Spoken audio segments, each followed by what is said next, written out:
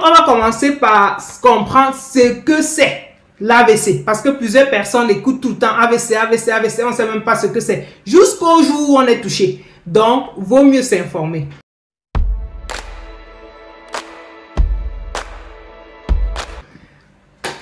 Alors, docteur Didombi, c'est quoi l'AVC? Ok, donc pour que tout le monde puisse comprendre, je vais dire que quoi, c'est la perte du fonctionnement d'une partie du corps liée à la souffrance du cerveau par atteinte d'une artère qui va au niveau du cerveau et qui n'apporte pas suffisamment de sang, bien qui s'est rompue et qui a déversé le sang dans le cerveau.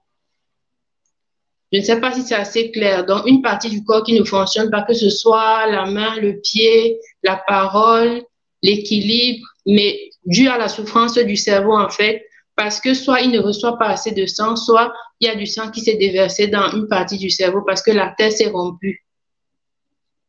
Donc, en tout cas, moi, j'ai bien compris. Et le truc, je pense que ce qui est le mot clé à l'intérieur, c'est le fait que c'est brutal. Donc, c'est quelque chose qui peut se passer vraiment très vite. Très vite, brutalement, le sang n'arrive pas au cerveau ne reçoit plus d'oxygène. C'est quelque chose qui va brutalement. D'accord, moi j'ai compris. Donc, ok, ça s'installe assez rapidement. Maintenant, il faut savoir distinguer les deux types. Soit c'est qu'un caillot qui s'est formé dans une artère et qui a bouché, dont le sang n'arrive pas. On parle de l'ischémie. Ou bien c'est un vaisseau, une artère qui s'est rompue et qui a déversé le sang. On parle d'hémorragie cérébrale. Donc les deux sont des urgences parce que ça s'installe aussi vite et le pronostic est aussi péjoratif, mauvais dans les deux cas. Donc les deux sont des grandes urgences. Les symptômes s'installent en moins de 2 minutes. Tu peux être en train de parler.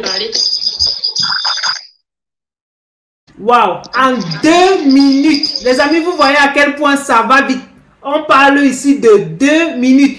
En fait, j'ai beaucoup remarqué, c'est la lenteur dans la reconnaissance des symptômes et dans la prise en charge. Et parfois parce qu'on ne sait pas à quoi faire attention.